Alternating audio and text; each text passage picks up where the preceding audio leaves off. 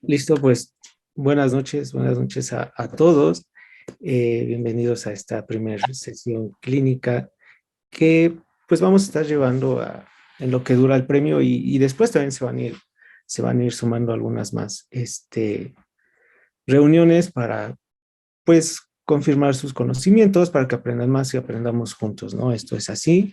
Aquí se habla de un término muy importante que se llama la co-creación, es decir, el compartir conocimiento todos para seguir aprendiendo.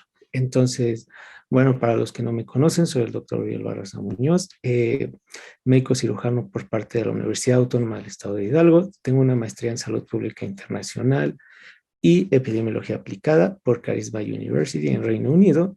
Actualmente soy coordinador general de este premio, de esta experiencia que ustedes están viviendo, asimismo como coordinador nacional de Alianza Médica e investigador del Japanese Medical Institute. Entonces, pues voy a tratar de explicarles un poco sobre el microbiota, sobre los principios, ya que es un mundo totalmente grande y en una hora pues evidentemente no se podría, ni siquiera yo creo que en un año es una ciencia demasiado compleja, pero el tener las bases yo creo que nos va a hacer cosquillas para seguir estudiando y aprendiendo de este gran tema que la comunidad científica mundial pues está poniendo ahí su trabajo. Entonces, vamos a iniciar. Van a estar haciendo algunas preguntas por Telegram. Les recomendamos que lo estén contestando. Y al final vamos a ver si hay preguntas aquí, pues obviamente se les contestarán y pues los invito Que a fuimos, participar. que ve que fuimos a... Nada más ponen en silencio, porfa, listo, me avisan cuando sea la presentación, nada más alguien, y empezamos. Se ve. Se ve. Listo, venga, pues vamos. El tema que vamos a ver es reguladores maestros. Van a ver por qué les llamamos los reguladores maestros y está totalmente enfocado a la microbiota. Vamos a ver la orden del día, que es una contextualización o introducción al tema, los hitos que se ha ido descubriendo durante, pues, el avanzar de la ciencia y van a ver que, pues, pareciese una ciencia nueva, pero en realidad no lo era, solamente fue un poquito olvidada al inicio y ahorita se está retomando con mucha fuerza. Vamos a hablar sobre ciencia de la microbiota como tal, eh, qué onda, cómo está en el cuerpo, cuál es su actividad metabólica, cómo se comunican, cuáles son las expectativas de investigación en la fisiología, en qué nos ayuda, cuáles son sus ejes de regulación. Y la parte 5 que es como algo reflexivo, ¿no? Podemos modificarla para mantener un estado saludable, y ahí es donde les pediré su participación al final. Entonces, comenzando con este slide. Em, Seguramente conocen la teoría de la evolución de las especies, ¿no? Digo, todo el mundo la conoce, yo creo que desde la secundaria, y se toma como una verdad absoluta. La evolución del más fuerte, el que es obviamente más hábil, pues sigue evolucionando, gana, y pues de ahí que nosotros como especie somos de alguna manera el tope evolutivo de todos, los Homo sapiens, y pues somos el elite, ¿no? Evolutivo. Pero hay más teorías que ponen esto en duda, en el sentido de que les voy a hacer esta pregunta, que básicamente les voy a leer este slide. Los primeros indicios de la vida bacteriana datan desde hace 3.900 millones de años. Es lo que se calcula cuando empezaron a surgir y cuando se creó o apareció la primera bacteria. Entonces, 3.900 millones de años. Y los seres humanos ya con las características del Homo sapiens se calcula que 250.000 o 300.000 años. Entonces podemos ver que tienen muchísimo más tiempo las bacterias que nosotros como especie, y las bacterias ya eran una especie, ¿no? Entonces aquí donde nos preguntamos, ¿en realidad somos la élite de las especies? No, el tope evolutivo es el Homo sapiens. No lo sé, yo creo que no es así.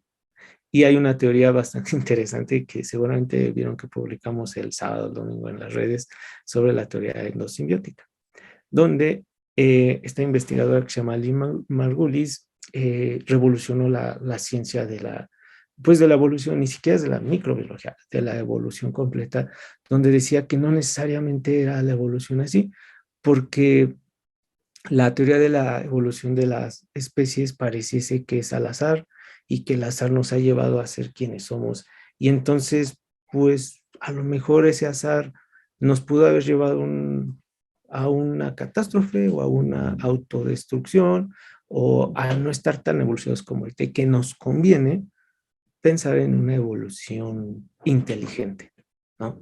Donde se genera una inteligencia personal, unicelular, y cuando generas colonias, y no por algo las bacterias como se llaman colonias, cuando generas colonias, comunidad, ya es un entorno de comunicación y entonces, ¿por qué no pensar que se ponían de acuerdo para ser mejores, ¿no? Y es lo que platica de alguna manera, ahorita metafórica, les cuento la teoría endosimbiótica. Entonces les invito a estudiarla y después, posteriormente, veremos lo que es la teoría homoentrópica que el doctor Acosta está demostrando. Entonces, he aquí la importancia de ese tema y por qué a mí me atrapó y estamos investigando muy, muy fuerte en ello, porque, pues les digo, las bacterias, si llevan más tiempo que nosotros, seguramente tienen más evolución que nosotros, nada más que su reino, su genética, su tope evolutivo es quedarse como bacterias, pero no quiere decir que sean menos evolucionadas que nosotros. Entonces, siempre hagan esas preguntas de, ¿es verdad lo que nos enseñan? Y bueno, ¿cómo podemos definir a la microbiota?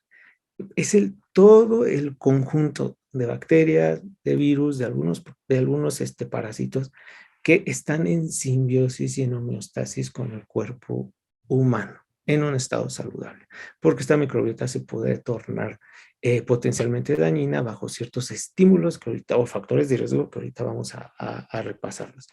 Inclusive se está viendo la posibilidad de que los priones entren en microbiota, pero un prión no es un ser vivo, entonces está como de quizá o no. Lo importante de esto es que la microbiota es un poquito más del 80% de toda esta comunidad que viven, pues, sí, en armonía, en estrecha comunicación y que nos ayudan a un montón de cosas. Y es importante tener en cuenta que no solo la microbiota está en el intestino, vivimos bajo una premisa que se llama la famosa flora intestinal. Digo, así antes se llamaba, ahorita ya es incorrecto el término, pero pues tan solo por decir intestinal pensamos y la mayoría de la población no médico piensa que la microbiota solo está en el intestino cuando no es así.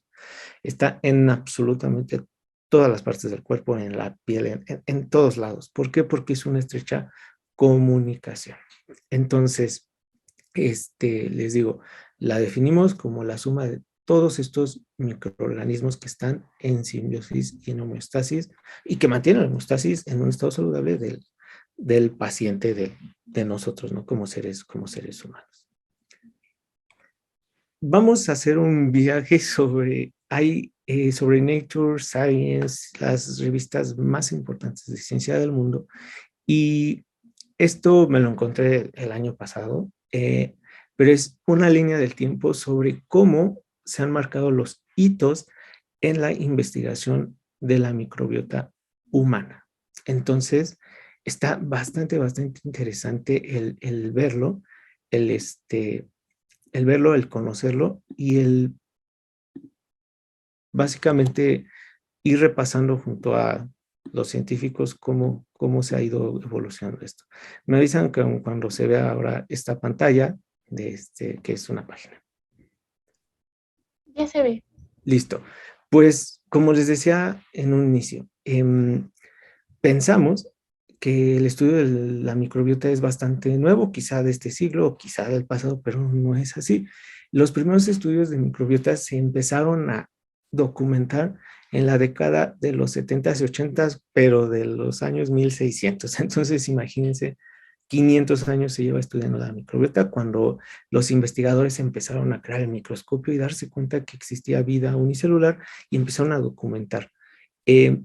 Pero empezaron a documentar la microbiota pues del cuerpo humano. Obviamente empezaron a ver que había en la piel, que había en el sudor, que había en la saliva. Entonces se dieron cuenta que había bacterias y que pues, ¿por qué estaban ahí? Entonces, los primeros indicios de la documentación oficial como parte de la ciencia está en los años 1670 aproximadamente.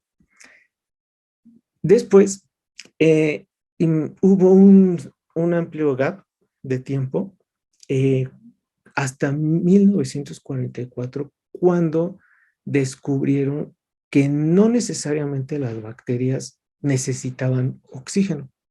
Entonces ahí marcó un hito en la bacteriología y en la ciencia en general, en darse cuenta que había dos grupos muy grandes: las que crecían con oxígeno, las aerobias, y las que crecían sin oxígeno, las anaerobias. ¿Cómo hicieron esto? Pues como ven la foto, algo muy sencillo, como un tubo de ensayo con gelatina adentro que se denomina agar. Hicieron varios muestreos y se dieron cuenta que algunas bacterias crecían, las otras no. Entonces ahí dijeron, bueno, pues les llamaremos anaeróbicas porque no tienen aire y no crecen con la carencia de, pues, de oxígeno. Entonces ahí empezaron el estudio y la división, pues, para hacer la taxonomía oficial de las bacterias. Ya saben que principalmente son gram negativas, gram positivas, aerobias, anaeróbicas, y de ahí surgen todos los nombres de las bacterias. El segundo hito, que así lo marca esta investigación, si gustan al final les comparto el enlace, también está el PDF, léanlo, es muy, muy interesante. En 1958 se empezaron a preguntar si tenemos bacterias en el intestino, pues las podemos trasplantar. Entonces, resulta que había un hospital con 16 pacientes y uno en especial que tenía infección recurrente por Clostridium difficile, y dijeron, pues no se cura con nada, seguramente se va a morir, vamos a hacerle un trasplante fecal. Y ahí empezó la ciencia de los trasplantes de microbiota. Y hasta los científicos, pues de alguna manera se opacaron ellos mismos porque hicieron trasplantes fecales, siguiendo la teoría de que solo había flora intestinal, cuando no es cierto. Había en todos lados, pero bueno, así empezamos y seguramente nosotros en esa época igual lo hubiéramos empezado así. Entonces, ¿cómo se hizo este trasplante fecal? Pues nada llamativo a la imaginación, es mediante un enema de de materia fecal de un paciente sano. Se hicieron bastantes hasta que se autorreguló el crecimiento de Clostridium y dio negativo, sin la necesidad de usar antibióticos. Entonces se dieron cuenta de que el trasplante fecal era una terapia que funcionaba. Después, ya con este preámbulo, pues empezó a estudiar la microbiota, pero primero se hacen, pues, estudios, como ustedes saben, en animales. Entonces empezaron a transferir microbiota principalmente de ratones enfermos a ratones sanos, de sanos a enfermos. Inclusive lograron hacer que todo el intestino de algunos roedores estuvieran estériles, y a ver, les pasamos cierto concentrado de microbiota como si estuviéramos haciendo una programación y no se morían, al contrario, vivían más y así. Entonces, de ahí empezó ya a tornarse como un área de la ciencia médica ya formal, la microbiota como creadora, como restablecedora de la salud. Entonces, vean cómo fueron investigando. Eh, Después se dieron cuenta que la microbiota, pues, ¿por qué estaba ahí? Se preguntaron. Y bajo estudios se daban cuenta que descomponían ciertos ácidos grasos, ciertos carbohidratos, ciertos lípidos. Entonces, desde ahí, desde 1972, ya se tiene formalizado el que las bacterias, la microbiota intestinal, nos ayuda a digerir, digo, está mal la palabra, ¿no? Pero a digerir los alimentos que nuestro propio organismo no puede metabolizar. Entonces, dijeron, la microbiota tiene un gran potencial metabólico en el hospedero, bueno, en el paciente. Entonces, cada vez la microbiota tenía más importancia en la salud. Una vez que ya pues los investigadores, los grupos de investigación, que son cientos en el mundo, bueno, ahorita miles, pero en esa época pues eran cientos y principalmente en Norteamérica y en Europa, y muy poquitos en Oriente y pues en nuestro México y Latinoamérica obviamente no había investigaciones en esos años de esto. Em, Se preguntaron, ok, ¿la microbiota de dónde viene? Entonces hicieron estudios y era muy lógico, pero bueno, antes pues digo, no había tanta información como ahorita, y propusieron de que empezaba la colonización bacteriana bajo el canal del parto cuando pues nacía el bebé, ¿no? Entonces de ahí viene también la corriente de la teoría donde dice que es mejor un nacimiento por vía del canal, por canal transvaginal que cesárea. Pero no necesariamente, también por cesárea se transmite microbiota, pero es un poquito diferente. Entonces dijeron, ok, la microbiota se establece, hasta los 2 primeros años de vida del humano se mantiene casi la microbiota que va a tener durante toda su vida. Luego ya en 1996, ya que había un poquito más de tecnología, ya se empezaron a secuenciar eh, porque obviamente se dieron cuenta que tenían ADN las bacterias y empezaron a secuenciar pues sus genes, inclusive junto a los de los humanos, para ver si había ciertas relaciones o en qué podíamos estar iguales o tan desapegados de la teoría de la evolución. Entonces ya se empezaron a secuenciar estos genes. Aquí es bien importante. En 1998 se hizo un estudio muy interesante donde se dieron cuenta que los adultos de una misma región, por ejemplo, Ciudad de México, tenían diferente microbiota, no era igual. Entonces dijeron, pues quiere decir que no existe un, una hoja que nos diga, un recetario que nos diga, esta es la microbiota del ser humano. Pues no, se dieron cuenta que en pacientes, en gente donde se estudió, que eran de la misma localidad, tenían diferente microbiota. Y ahora se hicieron la pregunta, ¿por qué? Si todos nacieron por vía del canal del parto, ¿por qué tienen ya en la vida adulta diferente microbiota?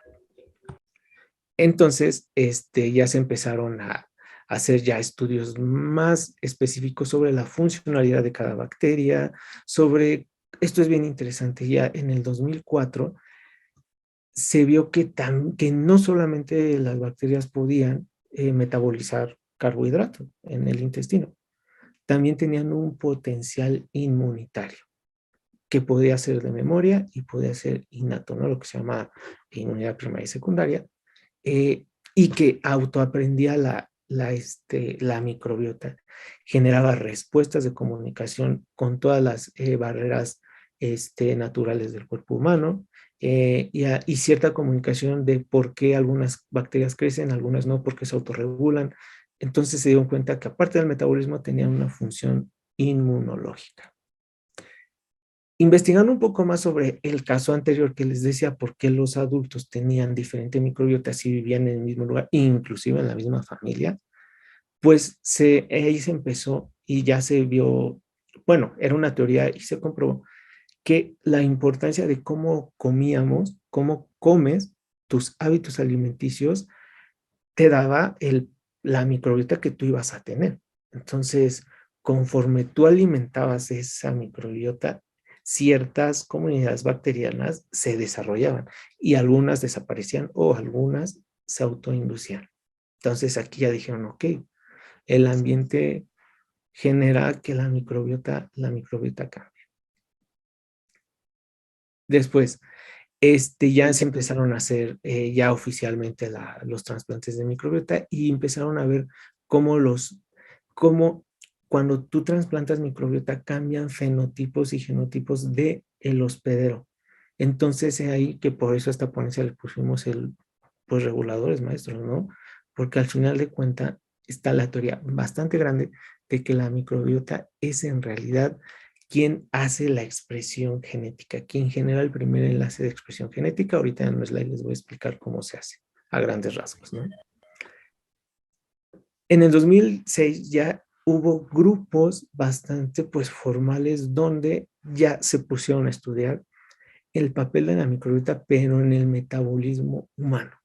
Y es donde se empezó a descubrir mucho sobre la obesidad, sobre los adipocitos, sobre el papel metabólico del adipocito. Yo me acuerdo que en mis clases de histología nos decían, em, el adipocito es una célula que su principal función es de sostén, de termorregulación, y hasta ahí se quedaban. Y pues no es cierto. El adipocito per se es una glándula, tiene un poder metabólico. Entonces, vean, es bien interesante esto.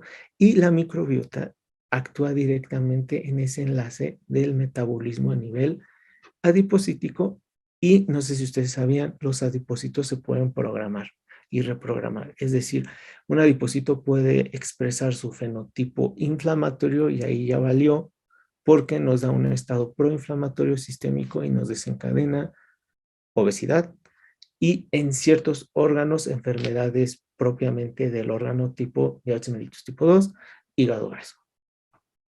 Y además sabemos que los adipocitos no solo están en el panículo adiposo, ¿no? Pues están en muchos lados del cuerpo, por eso da esteatosis hepática no alcohólica, por eso da diabetes mellitus tipo 2. Y ahí les va algo muy interesante. Se nos ha enseñado que la diabetes mellitus tipo 2 generalmente es desconocida la causa. Y es bastante aburrido pensarlo porque nos autolimitamos, ¿no? Crecemos con la idea en el pregrado de que pues la diabetes mellitus tipo 2 es idiopática. Solamente sabemos qué da, no sabemos por qué. Pero pues la respuesta está aquí. Hay una teoría bastante fuerte, y de hecho ya publicada en JAMA, en The Lancet, donde dicen que la infiltración de adipocitos con fenotipo, es decir, modificados a un estado proinflamatorio que se establecen dentro del páncreas, genera una inflamación sistémica periinsulinar, o a lo que se llama perinsulinitis, lo pueden buscar, existe el término, donde se quedan los adipocitos alrededor de los islotes de Langerhans, y como esos adipocitos generan citocinas, interleucinas, un estado proinflamatorio, pues evidentemente el acino no va a producir, o no produce la insulina, o no la va a producir de calidad adecuada, que es la fisiopatología de la diabetes mellitus tipo 2. Entonces, vean, quizá la etiología de la diabetes tipo 2 no sea tan desconocida como nos han hecho pensar. Ahora, después de ponerse a investigar durante pues muchos años sobre pues el papel de la microbiota, también se dieron cuenta que el papel homeostático de la microbiota era bastante interesante. Es decir, pues no todas las bacterias crecen ciertos tipos, digo, muchísimos tipos, ¿no? Pero no crecen todos. Algunos sí, algunos no. Entonces, toda la comunidad bacteriana tiene una capacidad de comunicación entre ellos para ver quién crece y quién no. Y eso es bastante interesante porque las bacterias eh, tienen medios de comunicación. De los más estudiados está el quorum sensing, que ahorita les explico qué es. También está lo de la bioluminiscencia. Se está investigando mucho en Japón en ello. Y ahí les va algo que seguramente les va a crear como la duda y van a decir, Uriel nos está engañando, pero no es cierto. Están viendo que las bacterias tienen órganos de los sentidos y principalmente tienen el olfatorio. Entonces, es parte de cómo se comunican todas esas comunidades. Y yo no la creo tan descabellada. Si les dije que cuántos millones de años tienen las bacterias, pues seguramente sí han desarrollado cosas, ¿no? Y bueno, ya las últimas investigaciones se están enfocando a hacer un banco como el del genoma humano, pero ahora el de la microbiota, porque hay un estudio que salió este año que dice que solo se ha investigado el 20% de la microbiota intestinal del humano y el 80% es aún desconocido. ¿Por qué? Porque no hemos descubierto que a lo mejor esta bacteria que vemos aquí color rosa tiene una función metabólica. Como no la hemos visto, no la hemos estudiado y nos vamos a las que ya conocemos. Entonces, se están proponiendo hacer centros de investigación en todos los países donde estudien ciertas bacterias y generen un banco mundial de la secuenciación genómica de las bacterias, porque seguramente saldrá mucha medicina regenerativa de ahí. E inclusive ya se están haciendo centros de investigación ya muy grandes enfocados solamente en microbiota, y el más grande se va a abrir en Zurich, y pues seguramente después le estaremos platicando de ellos y por qué conocemos que va a ser en Zurich. Ha habido muchos estudios actualmente sobre la antibioterapia, sobre el por qué dar antibióticos no es tan bueno, pero es necesario. Modifica la microbiota. ¿Por qué? Porque el antibiótico no te va a decir, yo solo mato a la bacteria, a la Helicobacter pylori. Pues no, le da parejo y barre con la microbiota. Por eso, muchos los que están en internado, pues seguramente ven que después de un tratamiento de antibioterapia, pues bastante agresivo, dan probióticos para restablecer la microbiota. Y bueno, ya como les decía, vean, en 2012 algo bien interesante, se generó y se empezó el estudio del eje microbiota intestinal cerebro. Resulta que hay indicios de que una posible etiología de la depresión, de la ansiedad y pues básicamente el mayor espectro de las enfermedades psiquiátricas tienen un inicio inflamatorio que te lo da una microbiota potencialmente dañina. Y esto ya está publicado, o sea, no es una idea, esto ya se demostró que existe un eje microbiota cerebro, propiamente microbiota intestinal. Y pues parece lógico, ¿no? Conocemos que existe el sistema nervioso entérico, que en alguna bibliografía lo conocen como el segundo cerebro y está en el intestino, entonces yo creo que no está tan descabellada esta idea, ¿no?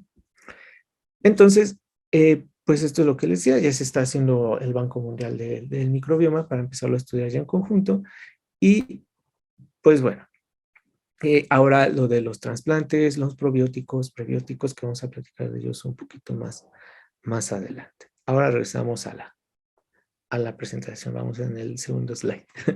y, y bueno, esto fue como el contexto histórico, una línea del tiempo de cómo ha ido la investigación del microbioma y de la microbiota avanzando durante pues todos estos años. Ahora, les voy a proponer algo.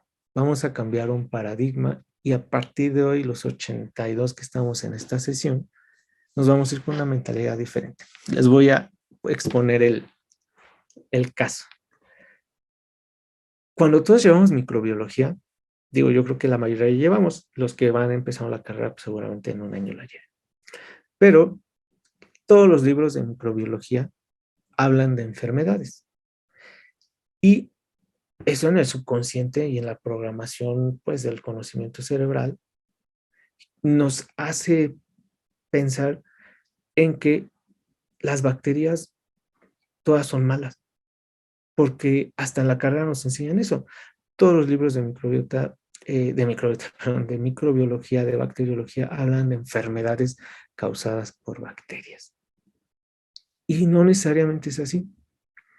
Ya en países de primer mundo, donde se está haciendo investigación bastante ruda en este aspecto de la bacteriología, proponen dos cosas, que hay bacterias que se llaman harmful y bacterias que se llaman bacterias healthy, es decir, bacterias saludables y bacterias potencialmente dañinas. Entonces, pues ya ahí la microbiota entonces tiene un punto correcto, ¿no? No todas las bacterias son malas. Entonces ahí el paradigma. Enséñenle a sus pacientes, enséñenle a sus compañeros cuando den una clase de esto, que no solo hay bacterias que causan enfermedad, también hay bacterias saludables. Entonces, cuando les pregunten que sus familiares, ¿qué es que tiene bacterias la mesa? Y yo, pues sí, pero pues pueden ser saludables, ¿no? De ahí viene mucha inmunidad. Entonces, cambian el paradigma porque cuando hablamos de bacterias a los pacientes, solo la asocian a enfermedad y no debe ser así. Y bueno, ¿cuánta cantidad de bacterias hay dentro del cuerpo humano? Tan solo de la microbiota intestinal se dice que hay de 100 a 1000 veces el número de las células que tiene nuestro propio organismo. Entonces, imagínense, si somos un conjunto de células que forman tejidos, que forman órganos y sistemas, la microbiota nos supera hasta 100 veces. Entonces, es como si existieran 100 cuerpos humanos, ¿no? Dentro de nosotros. Entonces, es ahí donde les pregunto, ¿quién nos regula? ¿Cómo nos regulamos genéticamente, ¿quién da el primer enlace? Pues yo creo que pues la parte genética de las bacterias, ¿no? Que nos superan por 100 o por 1000 veces la cantidad de células de nuestro cuerpo humano. Y aquí, digo, esto ya lo vimos un poco en la línea del tiempo donde la colonización, cómo se hace, y pues hay estudios, por ejemplo, este que está en Nature, que es de los más importantes, es base para muchísimos estudios, este de Nature, donde nos dice que durante los primeros 2 años de vida se establece la microbiota que vas a tener toda tu vida y que empieza obviamente que en el canal del parto, con la alimentación, de ahí viene que la lactancia materna, todo esto, ¿por qué? Porque empieza esa colonización, esa programación microbiótica y de cómo va a ser tu metabolismo a futuro. No sé si han conocido el término de programación fetal, programación metabólica fetal. Está ahorita la ciencia enfocada en cómo un bebé que, bueno, que está por nacer y su mamá, toda su parte de antecedentes familiares tienen antecedentes de diabetes, hipertensión, síndrome metabólico, obesidad. ¿Por qué no programar esa microbiota para que el niño no tenga esos problemas que por genética le van a tocar? Entonces, es bien interesante, ¿no? Cómo esa programación se está haciendo. Y bueno, ya empezaron con que, bueno, ya se sabe que pues el entorno también influye mucho en tu microbiota. No solo es que comes, también hasta qué piensas, qué respiras, que todo. Em, y bueno, algo de importancia aquí es que, bueno, ya sabemos que hay más bacterias que células del cuerpo, pero ahora, ¿qué pasa con la información genética? Bueno, se sabe que hay alrededor de 35,000 genes humanos, que no todos codifican alguna proteína. Algunos se dice que es gen basura o que gen pretranscriptómico, no sé, pero digo, yo creo que basura no es porque por algo está ahí, solamente que no hemos descubierto para qué funciona, pero el punto es que tenemos de 30,000 a 35,000 genes humanos. Y el conjunto de la microbiota tiene más de 5 millones de genes. Entonces, nos supera totalmente. Este, y aquí imagínense este, la caricatura me parece que era de Bob Esponja, ¿no? Que Plankton que estaba controlando el cerebro, no me acuerdo quién. Pues imagínense que las bacterias también nos están controlando. Si tienen 5 millones de genes y nosotros 35,000, pues como les decía, ¿quiénes pesan más a nivel genético? Entonces, háganse siempre esas preguntas, porque así empieza la ciencia, preguntándose sobre cosas que damos por hecho, que no nos atrevemos a cuestionar y vamos seguramente en un futuro a descubrir bastantes cosas sobre la autorregulación de la homeostasis humana. Hay estudios importantes donde, ahora los llevo, si ya conocemos que existe la microbiota, ya conocemos que existe bacterias saludables, ya conocemos que existen más genes en las bacterias que en nuestro cuerpo humano, pues están postulando que por qué no la microbiota la reconozcamos como un órgano más del cuerpo humano. Quizá halógeno, quizá um, este, pues que se puede modificar, que se puede trasplantar, pero ya viéndolo como un órgano. ¿Por qué? Porque según todos los estudios tiene más potencial metabólico que el propio hígado. Y conocemos como médicos, como estudiantes de medicina, que el hígado es la central metabólica del cuerpo humano. Entonces, si la microbiota tiene un potencial más grande metabólico que el hígado, pues en teoría es más importante la microbiota que el hígado, ¿no? Entonces, ya empezar a hablar de la microbiota como un órgano más del cuerpo humano que se puede enfermar, que se puede restablecer, que se puede tratar. Y eso ya se hace. Ahora, hay dos términos importantes. Lo pueden encontrar como homeostasis bacteriana o como simbiosis y lo contrario, disbiosis. Entonces, cuando nosotros tenemos un estado de vida saludable, un estilo de vida adecuado, estamos sanos, decimos que estamos en una homeostasis. Y resulta que tu microbiota así está equilibrada, lo que tiene que ser, cómo se autorregula, entonces es un estado homeostático. Pero ahora, ¿qué pasa cuando estamos, tenemos una enfermedad metabólica, llámese obesidad, un estado proinflamatorio bastante crónico, diabetes, síndrome metabólico, ya se conoce como disbiosis, al estado de desregulación de la microbiota. Entonces, ya cuando se rompe ese equilibrio de la microbiota se conoce como disbiosis. Y la disbiosis es una enfermedad que se puede tratar. Entonces, hay ya medicamentos que regulan la disbiosis para tener una simbiosis y una homeostasis. Eh, ¿qué, ¿Qué es lo que conocemos que nos altera la microbiota? Y como está este ejemplo, está muy, muy, muy padre. Un estilo de vida adecuado nos da cierto tipo de microbiota. La dieta que comemos, pues nos dice también qué tipo de microbiota se va a reproducir más, ¿no? Se va a replicar más. La higiene, la famosa teoría de la higiene. No solamente y la teoría de la higiene es la parte ambiental de todo donde vivimos, no, también la higiene propia y personal. Se ha visto que cuando tenemos bajo estos factores de riesgo, y pueden haber más, los antibióticos que igual rompen las barreras de la microbiota y nos generan a veces hasta más problemas, se ha visto que cuando tenemos una microbiota alterada, nos dan estados de inmunodeficiencia o de hiperinmunidad. E hiperinmunidad marcada por interleucina 6, 12, factor de necrosis tumoral y tisular. ¿Y qué es eso? Pues todo lo proinflamatorio. Entonces nos dan estados inflamatorios crónicos. Se está estudiando la génesis de algunas enfermedades reumatológicas que tengan un espectro inflamatorio y obviamente una disfunción metabólica. Ya está bien estudiado que la obesidad, la diabetes empiezan con un eje, con un foco inflamatorio. Y luego seguramente si gustan los sentamos en una clase con expertos en metabolismo para que nos expliquen cómo se reprograman esos adipocitos y por qué la teoría de muchas enfermedades metabólicas empiezan con un foco de inflamación que persiste y ya es una disfunción metabólica que da por resultado diabetes. ¿Y por qué pongo diabetes, obesidad? Pues porque nada más somos el país número uno en obesidad infantil y segundo en obesidad de adultos y tenemos básicamente el 18% de diabéticos en el país, pero diagnosticados. Muchos de los que aquí son médicos recién egresados o que ya tienen práctica clínica, seguramente hasta les da risa lo que les voy a contar, pero pasa. Hay pacientes que les digo, pues vamos a hacer estudios para ver si es diabético. No, no, doctor, no me los mande porque no quiero saber si soy o no soy.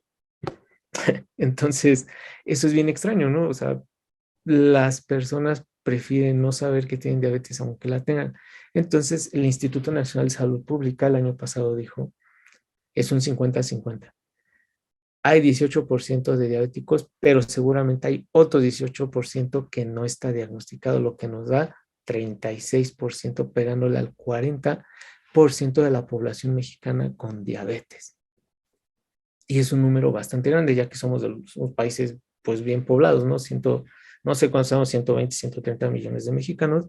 E imagínense que de cada 100 que ven por la calle, que vemos caminando, que inclusive en su salón, de cada 100 pues en un futuro o es que ya de cada 140 tienen diabetes. Entonces es un problema de salud ni siquiera nacional, es mundial. ¿Qué nos ha llevado a eso? Hay muchas teorías. Se dice que es la industrialización, se dice que es nuestra propia genética y hay quienes dicen que no es así, que nos programaron para ser obesos y enfermos. Digo, por eso son teorías, ¿no? Y están ahí sus justificaciones y es bastante interesante ponernos a pensar por qué. Este slide se llama ADN editable porque, pues si les digo que la microbiota, todas las bacterias que tenemos se pueden ir cambiando conforme tu alimentación, tu estilo de vida, si tomas medicamentos o no, si tomas algunos suplementos, si tomas vitaminas o no, si te alimentas bien, inclusive si tienes un estado de ánimo adecuado, puede cambiar la microbiota. Y si les dije que tienen millones de genes, entonces se puede editar. podemos editar ese potencial genómico de la microbiota, que se llama genoma bacteriano, para que nos genere enlaces de expresión genética saludables. Y hay un campo nuevo de la medicina que se está viendo que se llama la medicina restaurativa, la medicina reprogramativa. No solamente nos debemos de enfocar en la medicina de curar dolores de tómate un paracetamol y ya, no.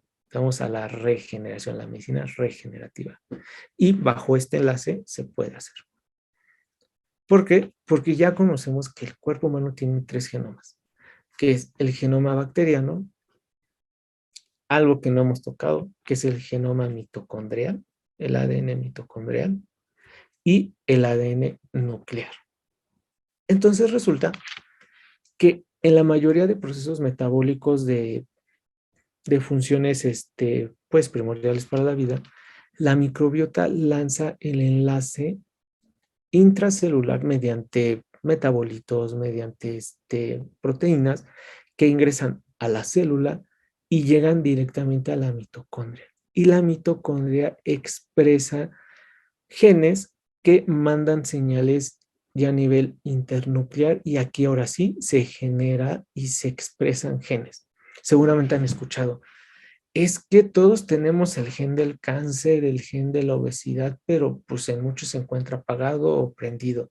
Eso de apagado o prendido es esto, es el enlace que genera la regulación. Entonces, si tú tienes una microbiota sana, pues muy probablemente no generes esos enlaces proinflamatorios, prodiabetogénicos, prooncológicos y nunca generes ese gen que te va a dar la enfermedad.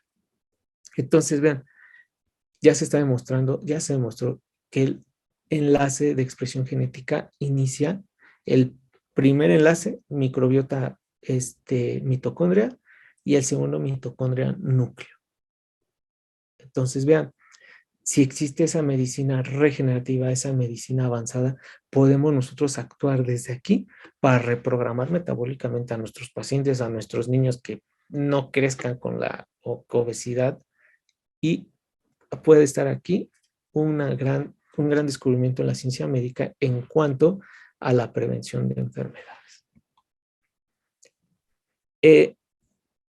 Este es pues un resumen de todo lo que hemos estado hablando, lo que ya se ha demostrado que la microbiota nos ayuda en la fisiología del cuerpo humano y vamos de arriba para abajo. En el sistema nervioso central ya se ha demostrado que cuando tú tienes un estado de disbiosis en la microbiota, la conectividad sináptica puede disminuir. Y en estados, cuando un paciente tiene epilepsia o tiene estatus epiléptico, también se ha visto este mismo resultado. Es decir, se puede modificar la microbiota para tener una conectividad sináptica menor, que depende de lo que necesite el ser humano, pues lo puedes ahí modificar. Cuando tú tienes una microbiota también con potencial proinflamatorio, incrementa la ansiedad y la percepción del dolor. ¿Por qué? Porque sabemos que está, digo, aquí yo creo que hubiera estado mejor que le pusieran la médula y aquí el plexo, sistema nervioso entérico. Pues entonces sí tienes relación, porque está el eje intestino-cerebro. En la función intestinal, que es lo que más se ha estudiado, pues nos habla de que las placas de Peyer y el tejido linfoide asociado a la mucosa, todo esto genera por la comunicación entre las células, entre las bacterias y entre los propios linfocitos. De hecho, el quorum sensing va más o menos enfocado a eso y ahorita en un slide les va a quedar más claro. Entonces, tiene una función de inmunidad, de regulación de la inmunidad del paciente o del ser humano.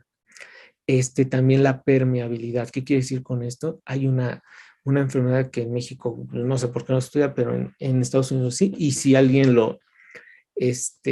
seguramente, y le pido a Isa que ponga esta pregunta en el Telegram, ¿conocían una enfermedad que se llama intestino de fuga?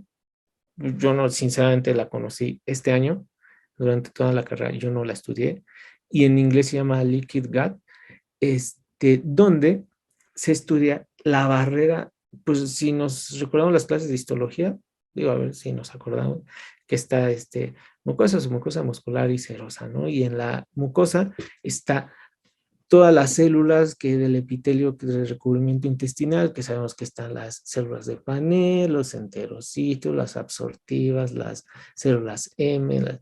Yo me acuerdo porque di esa clase en primer semestre. No crean que me sé toda la historia, nada, me sé la del intestino. Em, entonces, hay una barrera, pues, de moco que da las células caliciformes, que están ahí embebidas entre todo el epitelio intestinal, y arriba de ello está la microbiota. Entonces, ya se vio que la microbiota de las bacterias regulan a esas células caliciformes para que produzcan más o menos moco. Y de ahí lo que se llama el aumento de la permeabilidad o de ese síndrome que se llama intestino de fuga. Entonces es bien, bien, bien interesante. Y de hecho es una probable etiología que está bastante, bastante acertada y que cada vez está tomando más peso en la generación del cáncer pues del colon o recto, ¿no? Cáncer colorectal. Se está viendo que es una posible teoría etiológica en la disbiosis intestinal. Y si gustan, luego nos damos una clase de eso porque sí es bastante lógico, si nos podemos ya ver histológicamente qué pasa.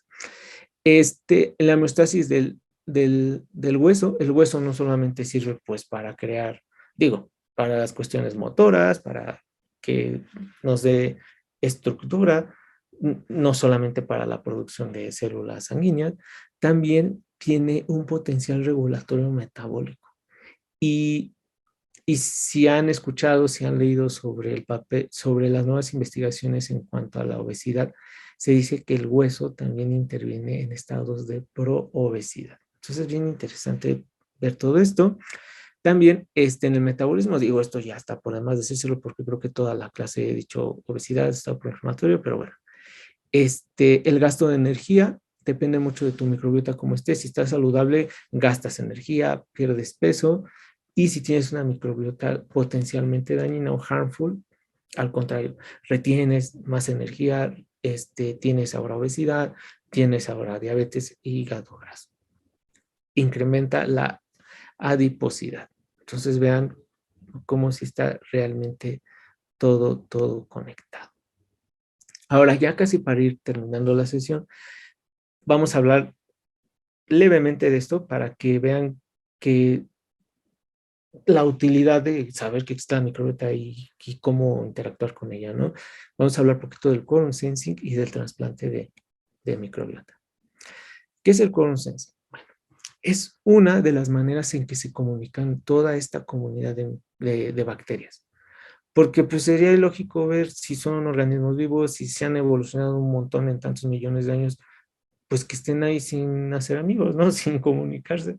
Entonces, ¿qué es el quorum sensing? Bueno, es cuando nosotros identificamos que bajo ciertos estímulos, ya sean internos o externos, se modifica la estructura de la colonización bacteriana. Pero algo bien importante, no solamente es entre bacterias y células, principalmente los linfocitos T. Entonces, se genera un estado como quimiotáctico donde bajo esos ciertos estímulos químicos responde la microbiota y ya sea que nos ayuden o se enferme y haga los trastornos metabólicos que ya les dijimos. Entonces, el quorum sensing es, seguramente conocen los famosos biofilms, ¿no? Y nos dicen, ¿cuáles son, seguramente en sus exámenes de micro, al, ¿qué es el biofilm? Ah, no, pues es una manera en que se protegen las bacterias y está generado por la resistencia a los antibióticos porque generan una capa protectora donde ya se cubren las bacterias. O sea, sí, pero ¿cómo se produce el biofilm? Ah, pues por el quorum sensing. Cuando, cuando de alguna manera la microbiota se siente atacada, pues tienen que generar pues más moco y más biofilm. Y ese papel regulatorio está por los metabolitos bacterianos, por los algo que se llama biomoduladores microbióticos que van a las células del sistema inmune, principalmente a los linfocitos, y generan más biofilm y más mucosidad. Entonces esto se le conoce como quorum sensing a la comunicación química intracelular e intraespecie. Eso es bien interesante, ¿no? Porque, pues, al final de cuentas, las bacterias son otra especie que nosotros, entonces esa comunicación interespecie, que puede ser una comunicación bastante interesante que va a miles de años ha evolucionado así. Y el trasplante de microbiota, pues bueno, ya conociendo que existe bacterias, que hay bacterias saludables, que hay potencialmente dañinas, pues bueno, eh, a inicios de los años del siglo pasado, en los 1900, de hecho, el primer premio Nobel en cuanto a microbiota fue a Ilya Mechnikov, se llama, este, porque él ya vio el papel de la microbiota, que pues bueno, en ese entonces le llamaban flora intestinal, en la salud del hospedero. Y ahorita pues ya, con lo que les conté al cuate que tenía Clostridium difficile y le hicieron los enemas de materia fecal de un paciente sano y se curó, pues ya el trasplante de microbiota ya se hizo pues bastante formal y ahorita ya menos grotesco con los probióticos con los prebióticos. ¿Qué son probióticos y qué son prebióticos? Los probióticos son colonias que ya están estudiadas, que tienen un potencial saludable y nos comemos unidades formadoras de colonia. Por ejemplo, una bebida que no le voy a hacer el comercial ahorita, que todo el mundo ha probado y que tiene los lactobacillus casei shirota, y fueron los primeros en hacer esta especie de probióticos.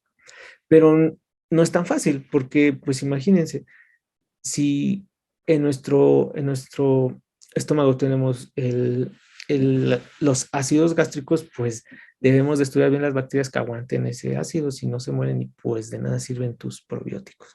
Entonces, la mayoría de probióticos son de la familia de los lactobacillus. Ahorita, pues, con todo lo del COVID, todas las cuestiones de probióticos, pues, han ido en aumento, porque ya le están dando el papel de que probiótico es saludable. ¿Qué es un prebiótico? Ahora, es darle esos nutrimentos a las bacterias, es decir, la comida de los probióticos. O ciertos factores, ciertos aspectos nutricionales, ácidos grasos, nucleótidos, lo que haga que cierta comunidad bacteriana intestinal crezca. Esos son los prebióticos, no son bacterias, son químicos para hacer crecer las bacterias. Y ahora la evolución de todo esto, que es la nueva generación que se llaman los productos metabiogénicos, que es dar los biomoduladores microbióticos o propiamente los metabolitos bacterianos sin darle las bacterias al paciente. Es lo más avanzado en la ciencia médica que se está desarrollando en el Japanese Medical Institute y que prometió Health Group, Alianza Médica. Tenemos un convenio de colaboración médico-científica y por eso sabemos un poquito de todas estas cuestiones de microbiota, porque ya en México existe la nueva clase terapéutica de productos metabiogénicos, que en sesiones más adelante platicaremos. Y bueno, ya para terminar, como conclusiones, pues les propongo estas 5. La importancia de qué, de conocer, reconocer y de saber utilizar el conocimiento científico de la microbiota en su papel de la regulación de la homeostasis sistémica del cuerpo humano. Como 2, pues el desarrollo de tecnología. Si bien nuestro país no es creador de ciencia como tal, ciencia pura, es replicador de ciencia, pero bueno, cuando ustedes tengan la oportunidad de desarrollar tecnología, háganlo. A nuestro país le hace falta ciencia, les hace falta científicos y nosotros somos médicos, pues somos científicos. Lo que pasa es que estamos un poquito mal enfocados en la carrera, solo nos dicen tú trata enfermos, tú sé especialista y, o sea, sí, pero también hay otros caminos. Los caminos de la investigación, los caminos de la docencia, los caminos hasta de los negocios. Entonces, es bien interesante cuando ustedes tengan una oportunidad de traer tecnología, de desarrollar, de participar, participen. ¿Por qué? Porque eso es lo que genera conocimiento. El interés médico-científico, pues va unado a la conclusión número 2, es que nosotros tengamos esa hambre de ser creadores de ciencia. Somos científicos, les repito. Entonces, pues estudiemos, vayámonos al fondo de las cosas y expliquemos lo que a veces se nos dice, es que es idiopático, es que es causa por este virus. O sea, sí, pero pues explícame qué hace el virus para que sea causa de esto. ¿Por qué no sé, por qué la varicela se expresa primero con ronchas y luego con fuego? O sea, se escucha padre, pero explícame el por qué, cómo se va el virus al sistema nervioso. Entonces pregúntense eso, esa es la ciencia médica en realidad. Cambio de paradigma, lo que les acabo de decir, no todas las bacterias no se enferman, no hay bacterias saludables, e inclusive ya hay una corriente en Oriente y seguramente en Europa, a lo mejor en Estados Unidos la han escuchado, que se habla sobre los alimentos saludables, sobre la inteligencia de la alimentación, donde sabemos que ciertos alimentos nos hacen más sanos. Entonces cambiamos el paradigma de que solo existen bacterias que nos enferman. Eso no es cierto, también hay las bacterias healthy. Y algo que se llama Health Span, Lifespan, que hemos hablado un poco en redes sociales y que va a ser algún tema de los que ustedes van a disertar en las finales del premio. Es toda la ciencia médica ya contemporánea y la más avanzada del mundo está ahorita enfocada en el Health Span y Lifespan. ¿Qué es esto? Es la calidad de vida y la expectativa de vida. Y aquí váyanse con algo nuevo. La expectativa de vida no lo es todo. Hay veces que decimos, es que me quiero ir a un país donde la expectativa de vida sea más grande, pero no necesariamente es así. Y el claro ejemplo es México. México, que nuestra expectativa de vida está en un promedio de 74 años, 76, pero pónganse a pensar, ¿cómo están viviendo esas personas de 74, 75 años en nuestro país? El 90% está con enfermedades crónicas, en etapas terminales de cáncer, en complicaciones, pues digo, agudas y crónicas de enfermedades crónico-degenerativas. Entonces, pues imagínense decir, o sea, ponerse en ese papel de que tengan un paciente con un cáncer terminal o con diabetes ya súper maltratada, que esté amputado, que ya esté ciego y todo, que necesite diálisis y decirle, ¿qué cree? Va a vivir hasta los 100 años.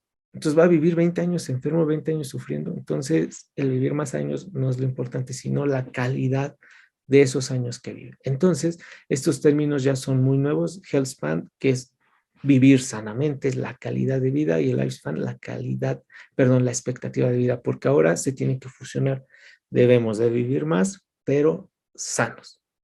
Y la ciencia médica y pues toda la ciencia de alguna manera biológica, porque no solo la ciencia médica hace ciencia médica, también existen los biólogos, existen los químicos que ayudan mucho a la ciencia médica y están enfocando en que la población, y primero pues por su país, vivan más tiempo y sanos. Entonces es un gran reto que nosotros tenemos también, y tenemos pues porque somos médicos, porque nos importa la salud, y que los invito a hacer investigación, los invito a preguntarse el porqué de las cosas y a que todo lo que hagan vaya fundamentado en que su familia viva más tiempo y que vivan más sanos. Entonces, pues con esta reflexión me despido. Esta ponencia se llamó Reguladores Maestros, ya vieron por qué, porque en realidad la microbiota nos regula a nivel general. Y pues bueno, ahí les dejo mi Facebook, mi Instagram. A veces publico memes, pero a veces publico cuestiones científicas bastante interesantes. Si tienen dudas y las quieren hacer pues de manera personal, ahí está mi correo, doctor.uriel@professionalmasterclass.education, y les contestaré a la brevedad cualquier duda. Entonces, pues damos por terminada la sesión y no sé si alguien tenga alguna duda, alguna pregunta, alguna reflexión, que es bien importante que tengamos esa co-creación entre todos para seguir aprendiendo.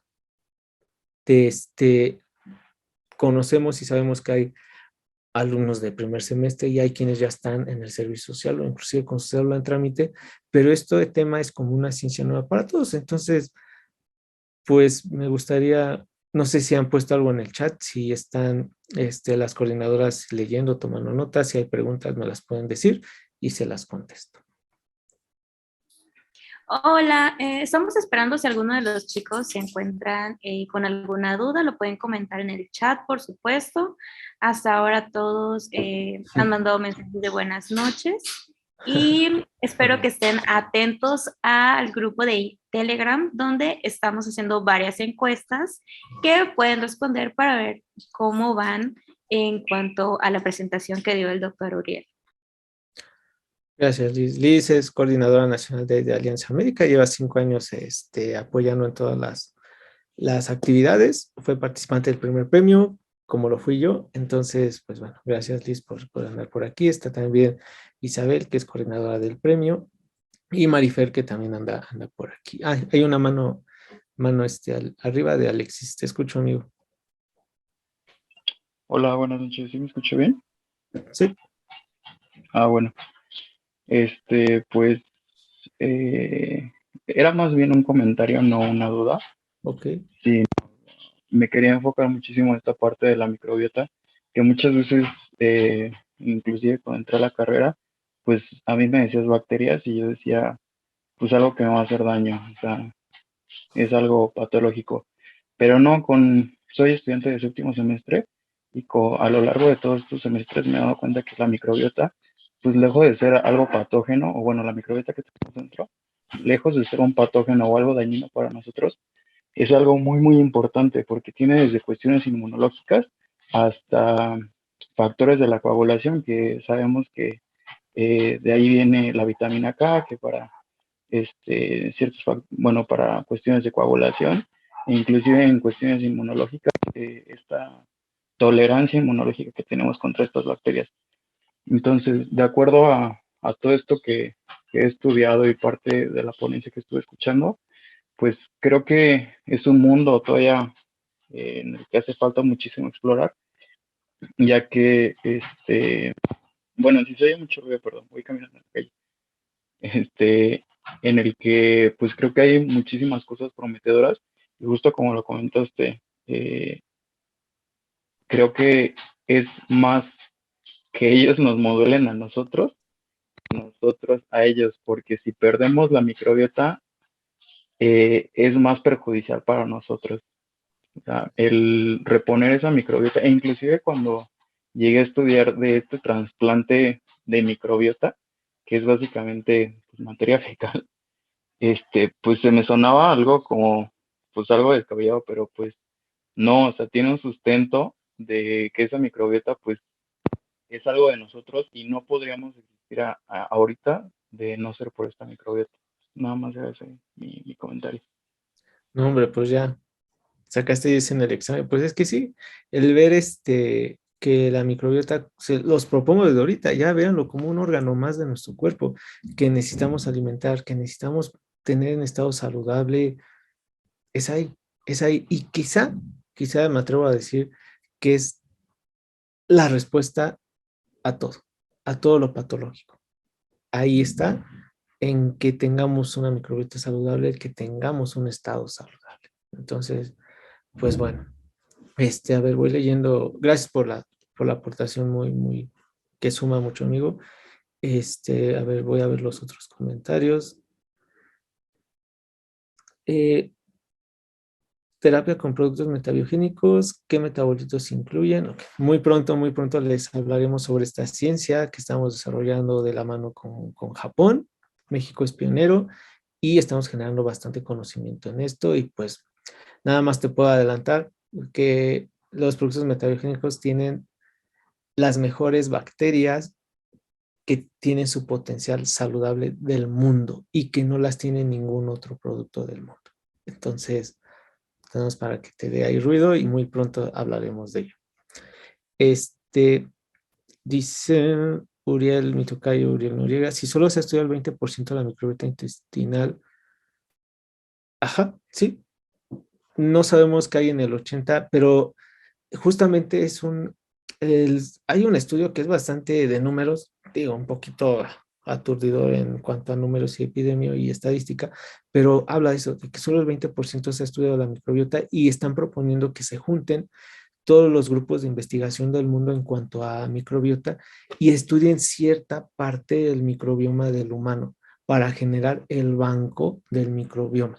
Entonces ya se están poniendo las pilas la comunidad científica en ello y van a generar esa secuenciación de todo el genoma bacteriano y pues que seguramente va a ser bien diferente el de México y el de Japón, el de México y el de España. Pues sí, porque responde a la microbiota a tu entorno, pero es bastante interesante. Este, ¿Alguien me puede ayudar del staff a leer los comentarios, por favor? En lo que escuchamos a Samuel, ahí pónganse de acuerdo quién los lee. Sí, Samuel, te Ah, escuchamos. buenas noches, doctor. Claro. Bueno, justamente quería continuar yo con el comentario de uno de mis compañeros que habían dicho, he tenido la oportunidad de tener en consulta a varios pacientes que, o sea, en cuanto a cuestión visual y escucharlos, y mencionan mucho la cuestión emocional, es decir, la somatización de muchas de sus emociones que se reflejan justamente en esta cuestión intestinal, porque, vaya, el uso desmedido de los antibióticos, creo que estamos en una época de muchísima prisa, por así decirlo, en el que estamos de un lado para otro, y esta cuestión se va a somatizar justamente en el segundo cerebro, que incluso los dos extremos del tubo digestivo pues provienen de la misma capa germinal que el sistema nervioso. Entonces, ambas son ectodérmicas y pues no creo que sea una casualidad. También estoy consciente de que esta cuestión de la serotonina que funciona a nivel cerebral, pues más del 80% tengo entendido que es sintetizada a nivel de las bacterias. Entonces, creo que tiene evidentemente una cuestión. En medicina creo que hemos dejado de un lado esta cuestión somática y de repente nos vamos mucho a los intermedios y a la visualización de repente de los libros, de los medicamentos que considero que evidentemente están bien, pero justamente lo que se trataba en la masterclass era generar esta empatía, esta conversación con el paciente, que creo que va a llegar a un punto en el que es esencial. Creo que ahorita es esencial. No estoy diciendo que México esté mal, ni mucho menos que estemos atrasados, pero creo que deberíamos de estar conscientes de esta cuestión, puesto que pues nada más esta cuestión del ectodermo, creo que nos debería de hacer un poquito de mella y de hacernos pensar que evidentemente pues nuestro segundo cerebro se va a reflejar de esta manera. Claro, y ahí les va algo que seguramente no habían pensado. Y yo tampoco lo había pensado hasta que un científico, de los más grandes científicos en microbiota, nos lo comentó. Cuando vemos a la persona que nos gusta, sentimos las famosas mariposas en el estómago. Pues no es casualidad. La microbiota responde a estímulos emocionales también. Entonces, pues no son, de hoy en adelante no son mariposas, sino es tu microbiota ahí revoloteándose en el intestino. Igualmente cuando estamos nerviosos, o sea, la microbiota ahí anda comunicándose y ahí anda generando ese enlace y pues es totalmente cierto lo que dices. Ahorita la comunidad psiquiátrica, inclusive la neurológica, están viendo el papel de la microbiota para enfermedades pues del espectro de la neurología y del espectro de la psiquiatría.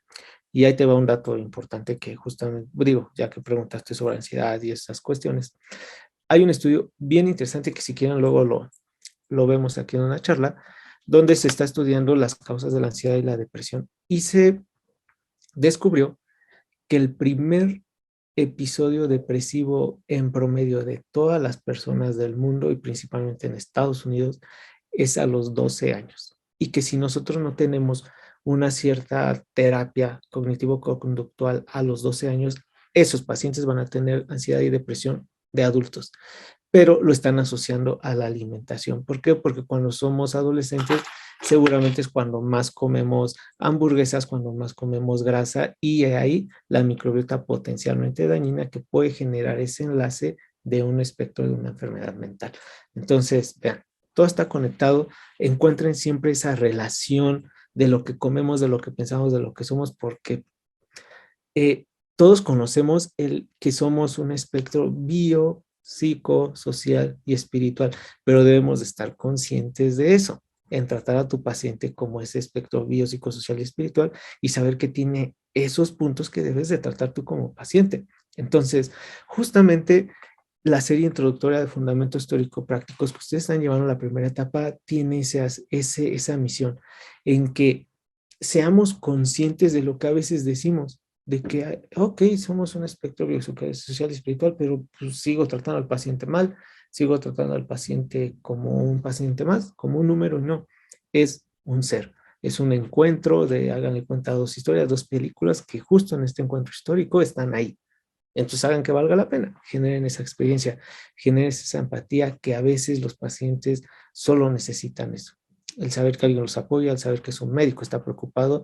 Y la verdad es que la fe en esta cuestión de que el paciente crea en ti, eso marca muchas metas en cuanto a los resultados de tus metas terapéuticas que te establezcas. Entonces, apliquen siempre lo mejor, tomen de esta charla, tomen de las masterclass, de todas las sesiones que vamos a estar llevando, lo que sea para ustedes, lo que les sirva y lo que les sirva a sus pacientes, ¿no? Porque pues estamos dedicados a ello.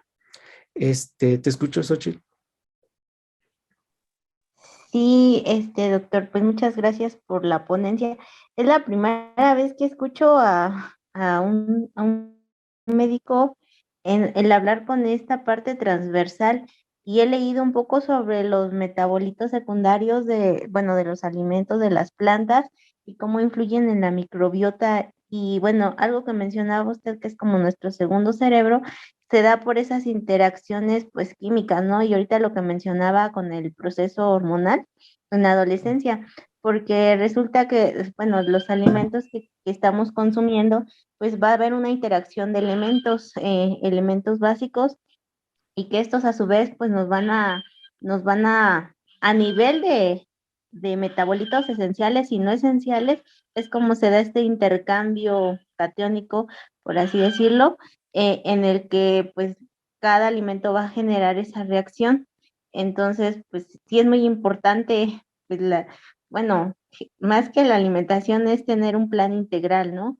Y Así el es. plan integral ya lo mencionaba usted, sino es pues sí, es la atención de primer nivel, pero entender que en el proceso fisiológico que lleva a cada persona va a depender de varios factores. Y pues muy interesante. Gracias. No, gracias a ti por tus aportaciones y por sumar, porque eso es muy cierto. El, la mayoría de enfermedades tienen que ser tratadas con un equipo multidisciplinario, no solamente médico.